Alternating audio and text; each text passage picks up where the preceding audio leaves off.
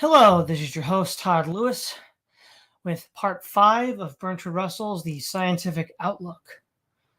Okay. All right, we're going to blow this up. And yeah, we're going. Chapter 9, Technique and Physiology.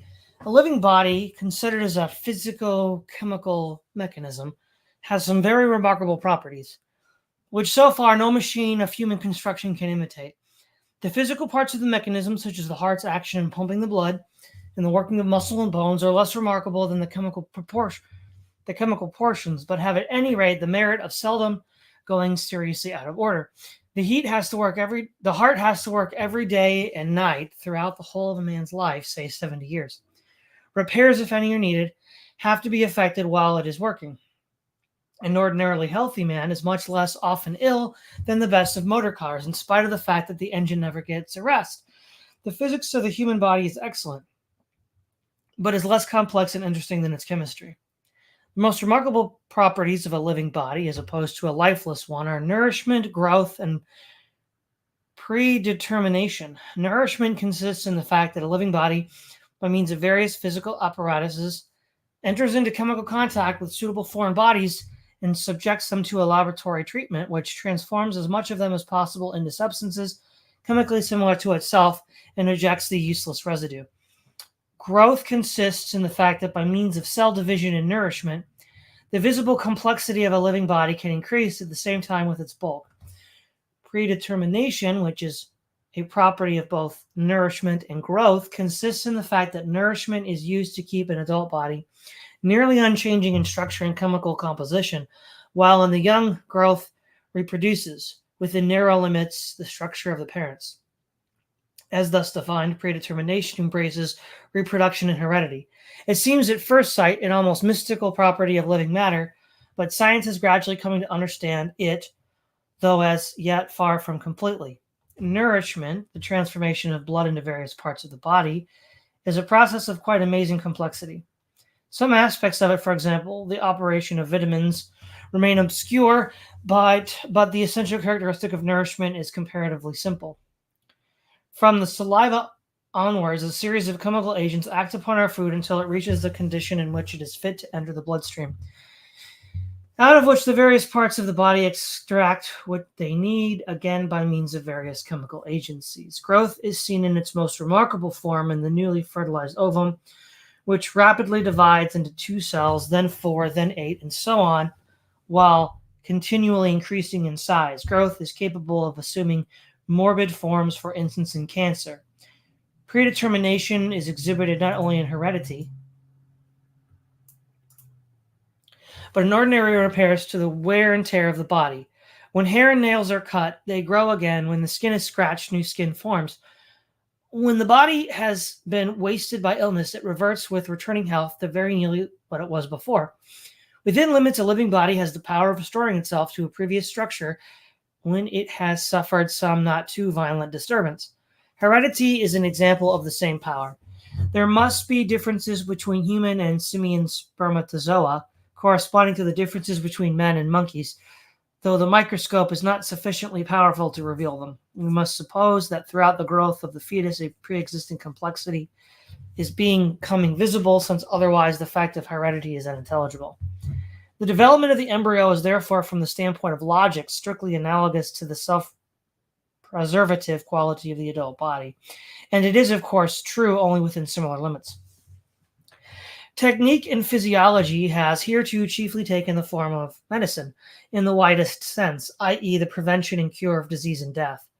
What has been accomplished in this respect is obvious from the mortality statistics. The changes in the death rate in England and Wales since 1870 have been as follows.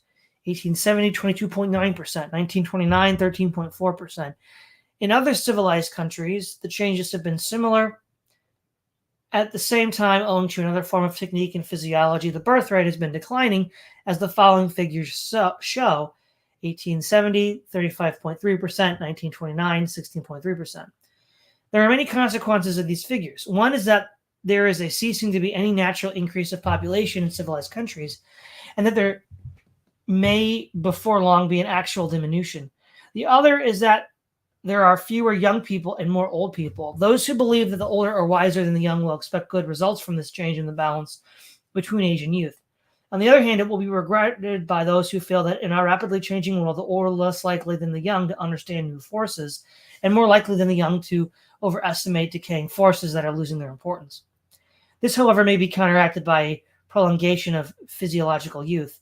Reproduction operated until recently as blindly as natural force. This, at any rate, was the case among Europeans, though many savage and barbarous peoples employed various methods of artificial limitation of fertility. During the last 50 years, reproduction amongst the white races has become increasingly deliberate instead of accidental. As yet, this fact has not produced the political and social consequences that it is bound to entail sooner or later. What these consequences are likely to be, we'll consider at a later stage. Artificial prevention of impregnation is not the only change brought about by modern technique in this respect, though so far it has been the most important. It is also possible to cause impregnation artificially. So far, this process has not been much used, but when it has been perfected, it may be a source of very important changes in connection with eugenics in the family. If it should ever become possible to determine sex at will, there would inevitably be an important readjustment of the relations between men and women. The first effect, one may surmise, would be a considerable excess of male births. This would, in the course of a generation, confer scarcity value on women and introduce overt or surreptitious polyandry. The respect for women would be enhanced by their rarity, with the result that female births would begin to preponderate. In the end, the state would probably have to regulate the matter by bonuses for the sex, which was deficient at the moment. These successive oscillations and administrative measures would have bewildering effects upon emotions and morals. It is probable that the most important application of physiological technique in the long run will be to embryology. Hitherto, medicine and even biochemistry have aimed only at health, that is to say, at the perfect functioning of body which had been produced by natural causes. The only method that has been suggested for improving the human stock has been that of eugenics. Heredity, where the higher animals and men are concerned, is as yet not subject to human control. A given embryo can develop into a healthy or sickly individual, but if it is to be healthy, it can be only one sort of individual at any rate, insofar as its heritable characteristics are concerned. Mutations occur, but they cannot be produced at will. This, however, is not likely to remain always the case. There has been much controversy as to the inheritance of acquired characters, and it seems clear that this does not occur in the form in which Lamarck believed in it. No change in an organism is inherited unless it affects the chromosomes, which are the bearers of heredity characters, but a change which affects the chromosomes may be inherited. Where the larvae of the fruit fly are exposed at an early age to the operation of X-rays, they develop into adults which differ noticeably from most ordinary fruit flies. It may be that the changes produced by X-rays affect the chromosomes as well as the rest of the body, and that if so, they can be inherited. Changes of temperature or diet may possibly affect the chromosomes. Knowledge on these matters is still in its infancy, but since mutations occur, it is clear that there are agencies which alter the heredity character of an organism. When these have been discovered, it may be possible to apply them artificially in such a way as to produce some intended result. In that case, eugenics will no longer be the only way of improving a breed. So far, no experiments have been made to test the effects of X-rays on the human embryo. I imagine that such experiments would be illegal, in common with many others that might make valuable additions to our knowledge.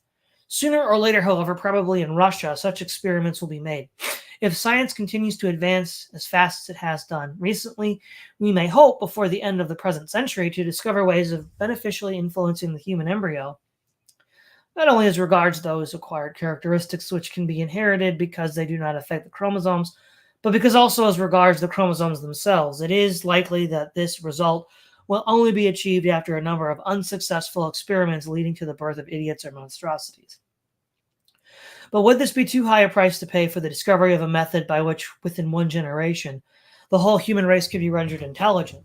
Perhaps by a suitable choice of chemicals to be injected into the uterus, it may become possible to turn a child into a mathematician, a poet, a biologist, or even a politician, and to ensure that all his posterity shall do likewise unless prevented by counter-irritant chemicals.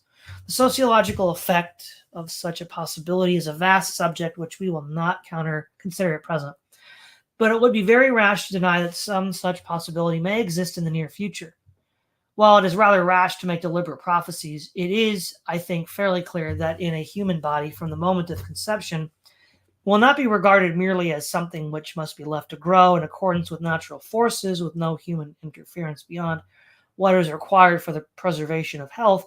The tendency of scientific technique is to cause everything to be regarded as not just a brute datum, but raw material for the carrying out of some human purpose. The child and even the embryo will come to be viewed more and more in this way as the mentality connected with scientific technique becomes more dominant. In this, as in all other forms of scientific power, there are possibilities of good and possibilities of evil. Science alone will not decide which is to prevail. Mm-hmm. All right. Technique and psychology. Chapter 10. At this point, when I received what was in those days called an education, psychology was still, to all intents and purposes, a branch of philosophy. Mental events were divided into knowing, willing, and feeling.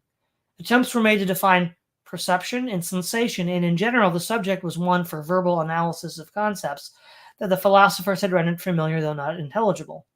It is true that every textbook began with an account of the brain, but having given that account, it made no further allusion to it. It is true also that there existed a form of psychology which made use of laboratories and attempted to be very scientific. This form was practiced especially by Wundt and his disciples. You show a man a picture of a dog and said, "What's that?" You then measured carefully how long it took him to say dog. In this way, much valuable information was amassed. But strange to say, in spite of the apparatus of measurement, it turned out that there was nothing to do with this valuable information except to forget it. Every new science is hampered by too slavish an imitation of the technique of some older science. No doubt measurement is the hallmark of an exact science, and therefore scientifically minded psychologists looked about for something measurable connected with their subject matter. They were wrong, however, in thinking that time intervals were the appropriate thing to measure. This position, as it turned out, is occupied by the saliva of dogs. Psychology, as pursued everywhere in the past, was incapable of giving practical control over mental processes, and never aimed at this result. To this general statement, there is, however, one important exception, namely, psychology is studied by the Society of Jesus. Much that the rest of the world has only recently understood was apprehended by Ignatius Loyola and impressed by him upon the order which he founded. The two tendencies which divide progressive psychologists in our day, namely psychoanalysis and behaviorism, are both equally exemplified in Jesuit practice. I think one may say on the whole that the Jesuits rely mainly on behaviorism for their own training and upon psychoanalysis for their power over patients. This, however, is only a matter of degree. The instructions which Loyola gave as regards meditations upon the passion belong rather with the Freudian than with the Watsonian psychology. All modern scientific thinking, as we have already had occasion to remark, is at bottom power thinking. That is to say, the fundamental human impulse to which it appeals is the love of power, or to express the matter in other terms, the desire to be the cause of as many and as large effects as possible. Jesuit thinking was, of course, power thinking in very crude and direct sense, whereas in true scientific thought, the power impulse is refined and sublimated. When the Jesuits knew the technique for a given effect, they were no longer concerned with the mechanism by which that effect came about, so long as the right habits were formed. It was a matter of indifference to them whether they were habits in the larynx or in the adrenal glands. In this respect, remarkable as was their practical understanding, they cannot be regarded as truly scientific psychologists. They practiced an art analogous to that of the horsebreaker or lion tamer, and so long as their art was successful, they were content. The modern psychologist, on the contrary, like Hamlet, must be edified by the margent. For this reason, hypnotism, important and singular as it is, was long ignored by psychologists because they did not know how to fit it into their scheme. For a long time, psychologists did not seem to think they were called upon to deal with these mental phenomena, which could not be regarded as rational, such as dreams, hysteria, insanity, and hypnotism. Man was a rational animal, and the purpose of psychology was to make us think well of him. Strange to say, as long as his views persisted, psychology made no progress. Educational progress came from attempts to teach the feeble-minded, and psychological progress from attempts to understand lunatics. The feeble-minded, it was admitted, were not necessarily wicked when they failed to learn, and were not therefore to be stimulated into intelligence by flogging. From experience of the feeble-minded, certain persons of transcendent genius arrived at the inference that perhaps the normal intelligence also is not best stimulated by flogging. A similar transformation was brought about in the psychology of belief by the study of the insane. The opinions of the insane, it was found, were not arrived at by a series of syllogisms, having major premises which are universally admitted. But in the 18th century, it was supposed that men of normal intelligence did arrive at their opinions in this way. I do not mean to say that men of normal intelligence suppose this about each other. I mean only that the theoretical psychologists supposed it. When Voltaire's Cacambo is confronted by a horde of cannibals who proceed to make preparations for eating him, he makes them a speech beginning gentlemen, in which he deduces syllogistically from the principles of natural law that they ought to only eat Jesuits, and that since he and Candide are not Jesuits, it would be wrong to roast them. The cannibals find his speech very reasonable and liberate him, and Candide with acclamation. Voltaire is, of course, making fun of the intellectualism of his age, but his age deserved it, so far at least as the theoretical psychologists were concerned. Nowadays, though, this is a quite recent development. Theoretical psychologists know as much about mental processes as is known by Jesuits and the men of the world. It has been found that the causes of belief in waking life are in the main analogous to those in dreams, or during insanity or under hypnotism.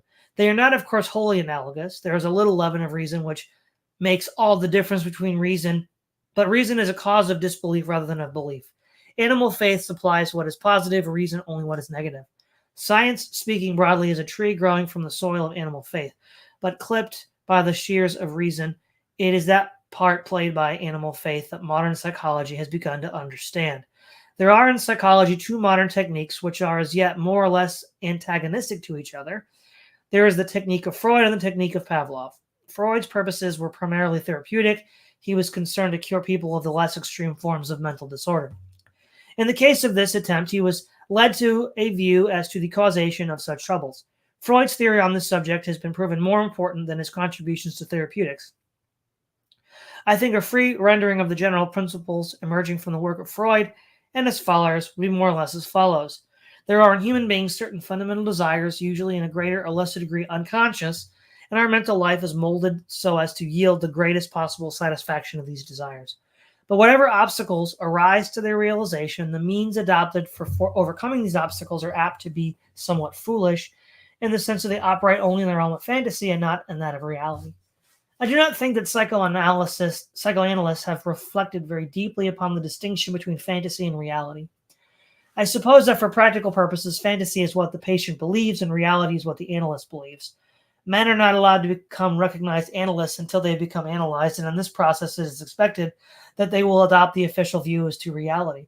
If they can convey this in turn to their patients, their view of reality will in the end carry the day, or so at least it may be hoped. Without going into metaphysical subtleties, one may say that reality is that which is generally accepted, while fantasy is that which is believed only by an individual or a group of individuals. This definition cannot, of course, be taken strictly, since it were the opinion of Copernicus, for example, would have been fantasy in his day and reality in the time of Newton. There are, however, a number of opinions which are quite obviously based upon the individual desires of those who hold them, and not upon grounds which make a universal appeal.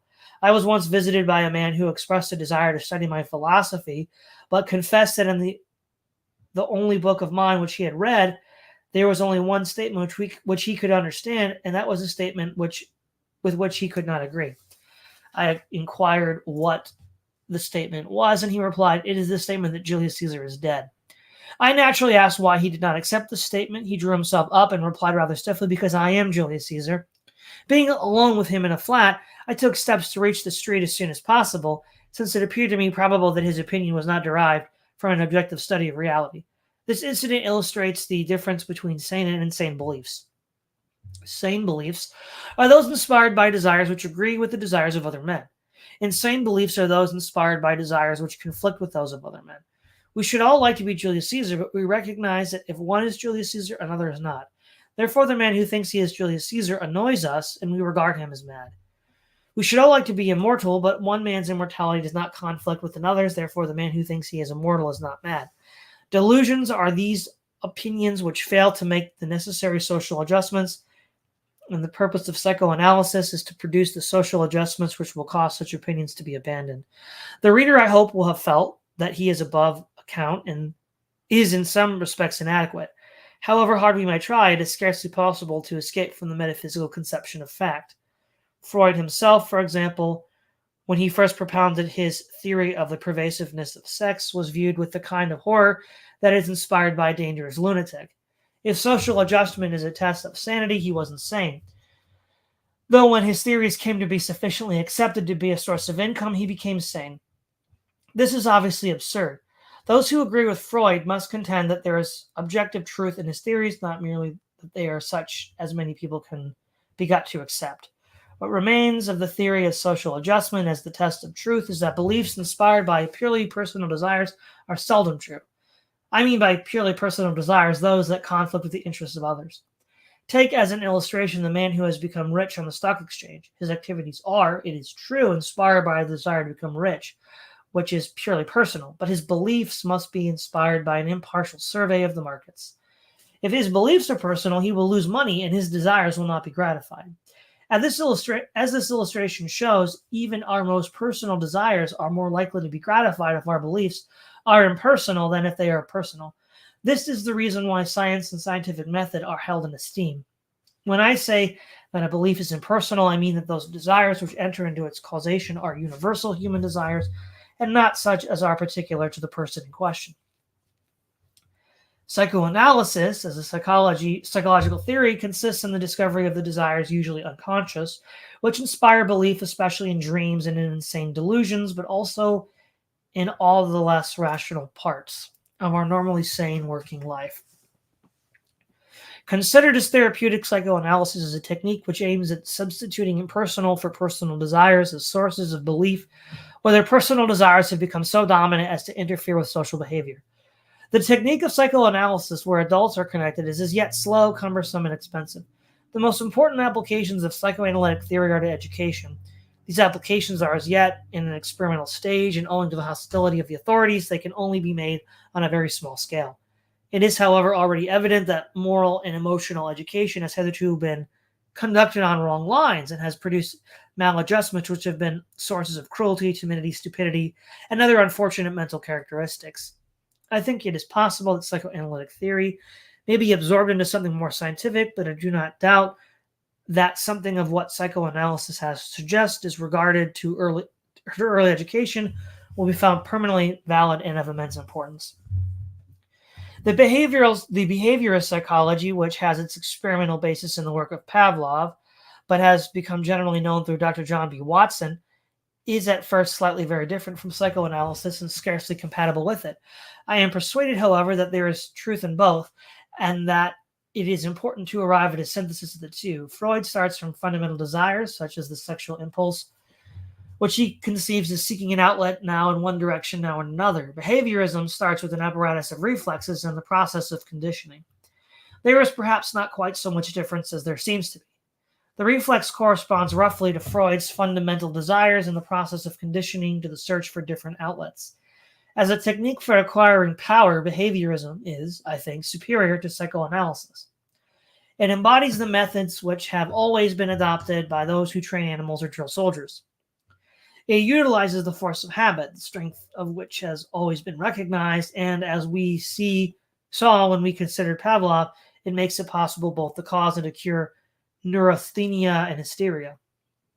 The conflicts which appear in psychoanalysis as emotional reappear in behaviorism as conflicts between habits or between a habit and a reflex.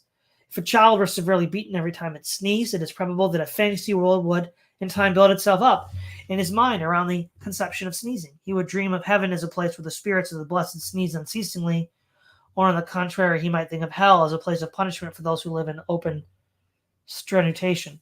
In this sort of way, the problems brought to the fore by psychoanalysis can, I think, be dealt with on behaviorist lines. At the same time, it should be admitted that these problems, whose importance is very great, would probably not have come to the fore but for the psychoanalytic approach.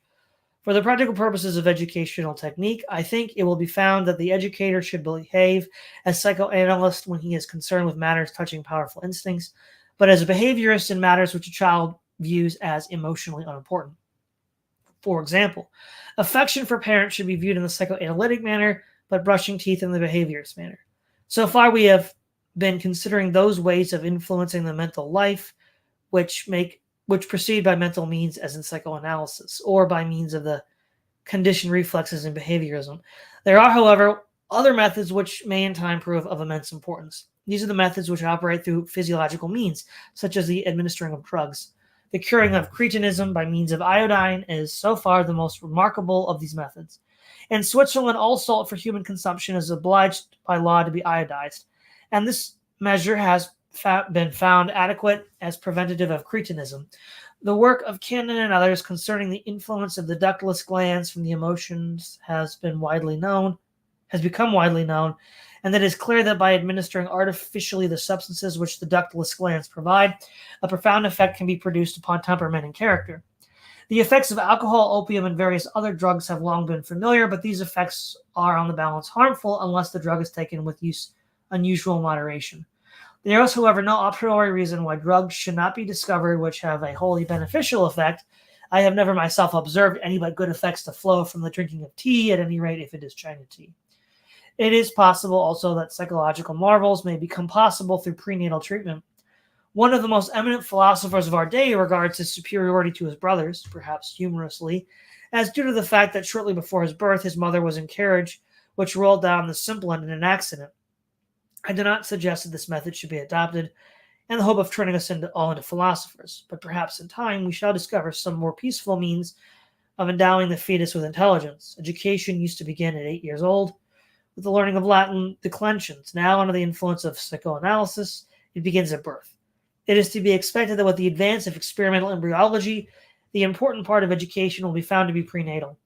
This is already the case with fishes and newts, but in regard to them, the scientist is not hampered by educational authorities. The power of psychological technique is to mold the mentality of the individual, is still in its infancy, and it is not yet fully realized. There can, I think, be little doubt that it will increase enormously in the near future. Science has given us in succession power over inanimate nature, power over plants and animals, and finally power over human beings. Each power involves its own kind of dangers, and perhaps the dangers involved in power over human beings are the greatest. But that is a matter that we will consider at a later stage. Chapter 11, Technique in Society. The application of science to social questions is even more recent than its application to individual psychology.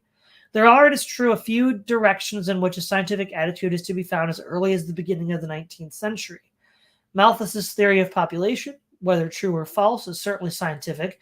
The arguments by which he supports it are not appeals to prejudice, but to population statistics and the expenses of agriculture. Adam Smith and Ricardo are also scientific in their economics. Again, I do not mean to say that their theories they advance are invariably true, but that their outlook and their type of reasoning has the characteristics which distinguish scientific method. From Malthus comes Darwin, and from Darwin came Darwinism, which is applied to politics, has turned out to be far from scientific. The phrase survival of the fittest proved too much for the intellects of those who speculate on social questions. The word fittest seems to have ethical implications from which it follows that the nation, race, and class to which a writer belongs must necessarily be the fittest. Hence, we arrive under the aegis of a pseudo-Darwinian philosophy at doctrines such as the yellow peril, Australia for the Australians, and superiority of the Nordic race. On account of the ethical bias, one must view all Darwinian arguments on social questions with the greatest suspicion. This applies not only as between different races, but also between different classes in the same nation. All Darwinian writers belong to the professional classes, and it is therefore an accepted maxim of Darwinian politics that the professional classes are biologically the most desirable.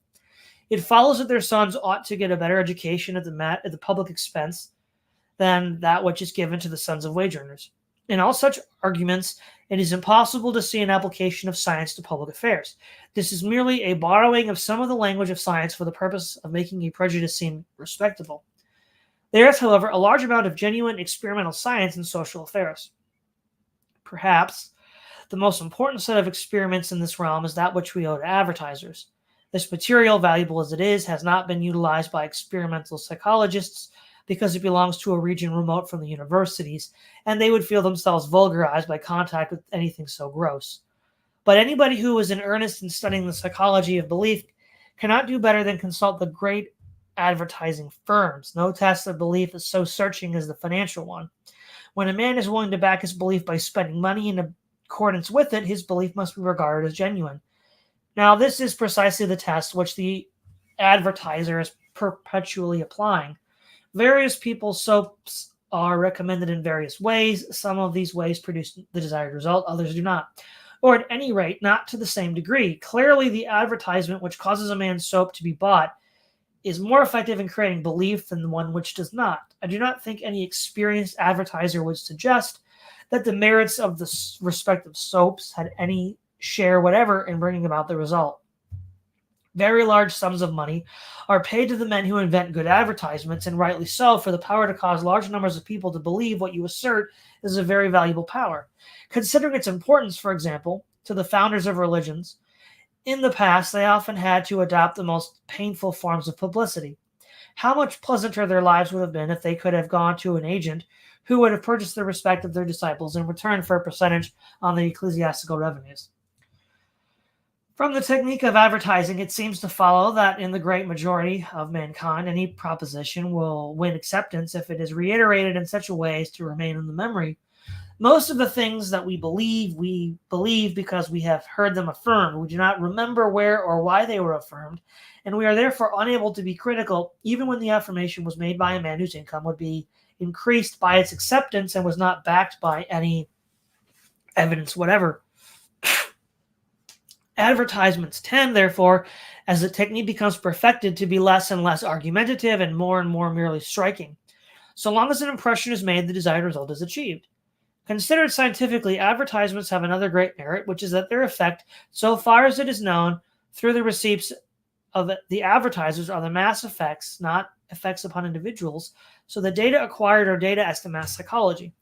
For the purposes of studying society rather than individuals, advertisements are therefore invaluable.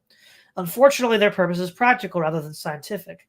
For scientific purposes, I suggest the following experiment. Let two soaps, A and B, be manufactured, of which A is excellent and B abominable. Let A be advertised by stating its chemical composition and by testimonials from eminent chemists. Let B be advertised by the bare statement that it is the best, accompanied by portraits of the famous Hollywood beauties. If man is a rational animal, more of A will be sold than B. Does anyone in fact believe that this would be the result? The advantages of advertisement have come to be realized pretty fully by politicians, but are only beginning to be realized by the churches. When the churches become more fully alive to its advantages as compared with traditional religious technique, which dates from before the invention of printing, we may hope for a great revival of faith. On the whole, the Soviet government and communist religion are those which hereto have best understood the use of advertisement. They are, it is true, somewhat hampered by the fact that most Russians cannot read. This obstacle, however, they are doing their best to remove. This consideration brings us naturally to the subject of education, which is the second great method of public propaganda. Education has two very different purposes.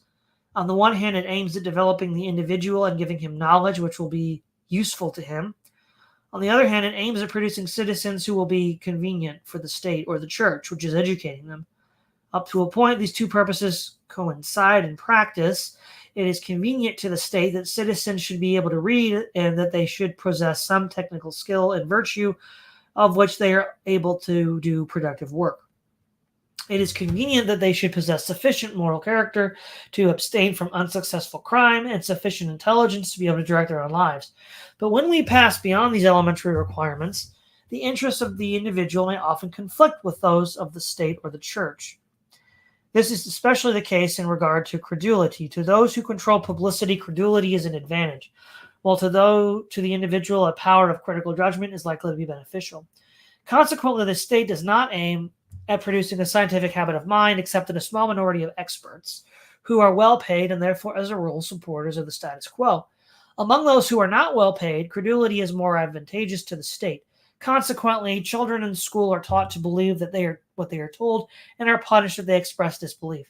And this way, a conditioned reflex is established, leading to a belief in anything said authoritatively by elderly persons of importance. You and I, reader, owe our immunity from spoliation to this beneficial precaution on the part of our respective governments. One of the purposes of the state in education is certainly on the whole beneficent. The purpose in question is that of producing a social coherence.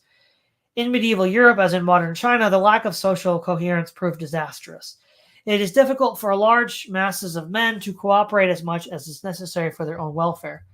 The tendency to anarchy and civil war is always one to be guarded against, except on those rare occasions when some great principle is at stake, which is of sufficient importance to make civil war worthwhile. For this reason, that a part of education which aims at producing loyalty to the state is to be praised insofar as it is directed against internal anarchy. But insofar as it is directed to the perpetuation of international anarchy, it is bad. On the whole, at present, in education, the form of loyalty to the state which is most emphasized is hostility to enemies. No one was shocked when in the first half of 1914 the Northern Irish wished to fight against the British government, but everyone was shocked when the second half of the same year some of the Southern Irish wished not to fight against the Germans. Modern inventions and modern techniques have had a powerful influence in promoting uniformity of opinion and making men less individual than they used to be.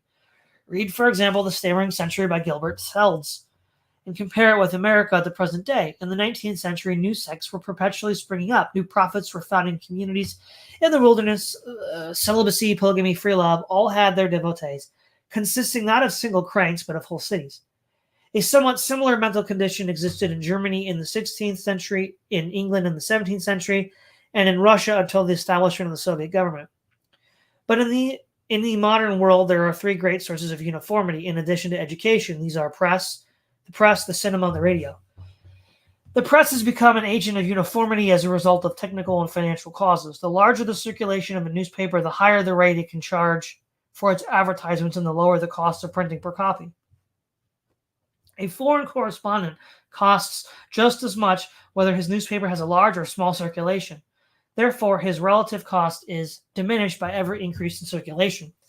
A newspaper with a large circulation can hire the most expensive legal talent to defend it against libel suits, and can often conceal from all but the serious students its misstatements of facts. For all these reasons, of which advertisements are the chief, big newspapers tend to defeat small ones. There are, of course, small weeklies to please select sets of cranks or highbrows, and there are journals devoted to special interests, such as yachting or fly fishing. But the immense majority of newspaper readers confine themselves either, as in England, to a small number of newspapers, or as in America, to small numbers of syndicated groups of newspapers.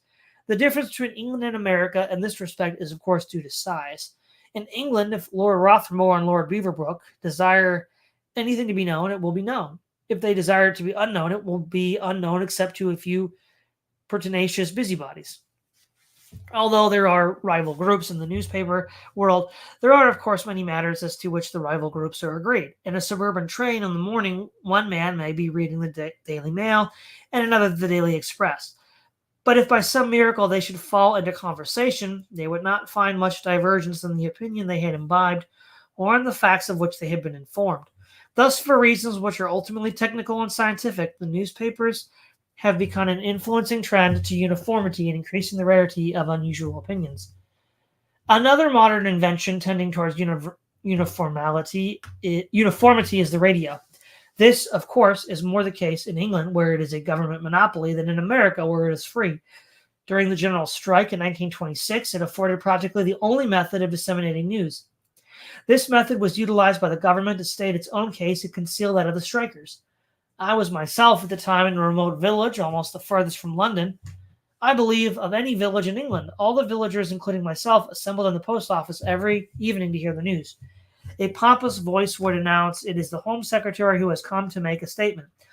I regret to say that the villagers all laughed, but if they had been less remote, they would probably have been more respectful. In America, where the government has not interfered with broadcasting, one must expect, if the same policy continues, that there will be a gradual growth of big interests analogous to the big newspapers, and that those will cover as large a proportion of the ground as does the syndicated press. But perhaps the most important of all modern agents of propaganda is the cinema. Where the cinema is concerned, the technical reasons for large-scale organizations leading to almost worldwide uniformity are overwhelming. The costs of a good production are colossal, but are no less if it is exhibited seldom than if it is exhibited often and everywhere. The Germans and the Russians have their own productions, and those of the Russians are, of course, an important part of Soviet government's propaganda. In the rest of the civilized world, the products of Hollywood preponderate. The great majority of young people in almost all civilized countries derive their ideas of love, of honor, of the way to make money, and of the importance of good clothes from the evenings spent in the seeing what Hollywood thinks good for them. I doubt whether all the schools and churches combined have as much influence as the cinema upon the opinions of the young in regard to such intimate matters as love and marriage and money making. The producers of Hollywood are the high priests of a new religion. Let us be thankful for the lofty purity of their sentiments. We learned from them that sin is always punished and virtue is always rewarded. True, the reward is rather gross, and is such as a more old-fashioned virtue might not wholly appreciate, but what of that? We know from the cinema that wealth comes to the virtuous, and from real life that old so-and-so has wealth. It follows that old so-and-so is virtuous, and that the people who say he exploits his employees are slanderers and troublemakers. The cinema therefore plays a useful part in safeguarding the rich from the envy of the poor.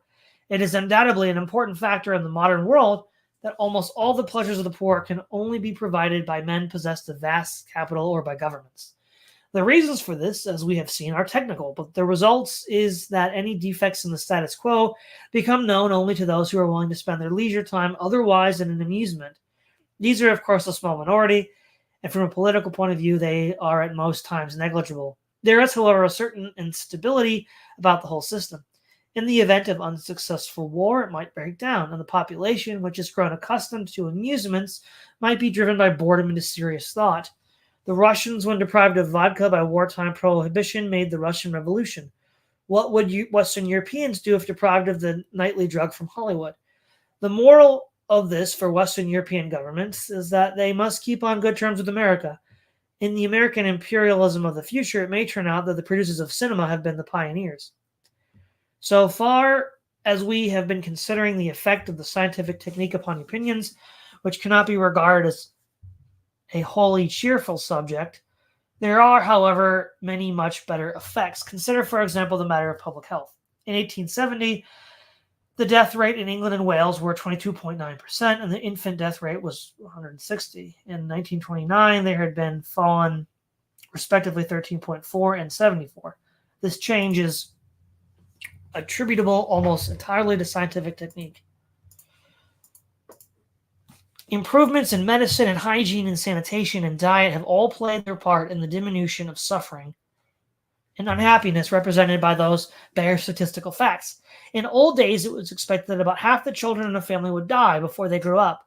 This involved pain, illness, and sorrow to the mother, often great suffering to the children, and a waste of natural resources in the care of children who never lived to become productive. Until the adoption of steam transport by land and sea, perpetual famines were inevitable, causing unspeakable anguish and a course of slow destruction of human life. And not only did people, even in ordinary times, die at a much greater rate than they do now, but they were far more often ill. Nowadays in the West, typhus is unknown, smallpox very rare, tuberculosis usually curable. These three facts alone represent a contribution to human welfare which outweighs any harm that science may have hitherto done in the way of increasing the horrors of war. Whether the balance in this respect will continue to be on the right side in the future is, of course, an open question, but certainly it has been on the right side here too. It is the fashion among intellectuals to regard our age as one of weariness and discouragement. To them, no doubt, it is so, since they have less influence on affairs than they had formerly, and their whole outlook is more or less inappropriate to modern life. But to the average man, woman, and child, this is by no means the case.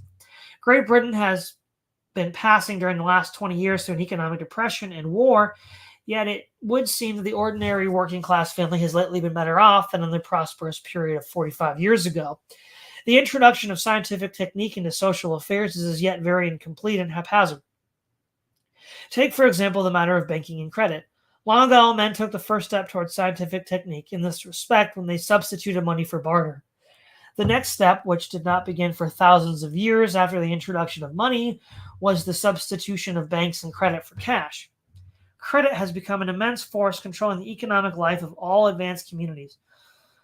But although its principles are fairly well understood by experts, political difficulties stand in the way of the right understanding of these principles, and the barbaric practice of depending upon actual gold is still a cause of much misery. In this, as in other respects, economic forces and technical requirements demand worldwide organization, but the forces of nationalism present obstacles and cause people to endure avoidable sufferings patiently because of the pleasures they derive from the thought that foreigners are suffering even more. The social effect of modern scientific technique is, in particularly all directions, demand an increase both in the size and intensity of organization. When I speak of the organization, I mean the proportion of man's activities that is governed by the fact of his belonging to some social unit. The primitive peasant may be almost entirely self-directed. He produces his own food, buys very little, and does not send his children to school. The modern man, even if he happens to be an agriculturalist, produces only a small portion of what he eats. If he grows wheat, for example, he probably sells the whole of his crop and buys his bread from the baker like any other man. Even if he does not do this, he has to buy most of the rest of his food. In his buying and selling, he depends upon immense organizations, which are usually international. His reading is provided by the great newspapers, his amusements by Hollywood, the education of his children by the state, his capital, in part at least, by a bank, his political opinions by his party, his safety and many of his amenities by the government to which he pays taxes. Thus, in all his most important activities, he has ceased to be a separate unit and has become dependent upon some social organization. As scientific technique advances, the most profitable size for most organizations increases. In a great many respects, national boundaries have become a technical absurdity, and further advanced demands that they should be ignored. Unfortunately, nationalism is immensely strong. The increasing power of propaganda, which scientific technique has put into the hands of national states, is being used to strengthen this anarchic force. Until the state of affairs is amended, scientific technique will not be able to achieve the results of which it is capable in the way of promoting human welfare. Okay, chapter 12, artificially created societies. We will stop here and pick up next week. We have Victorian time traveler at Hashimawan. Hello.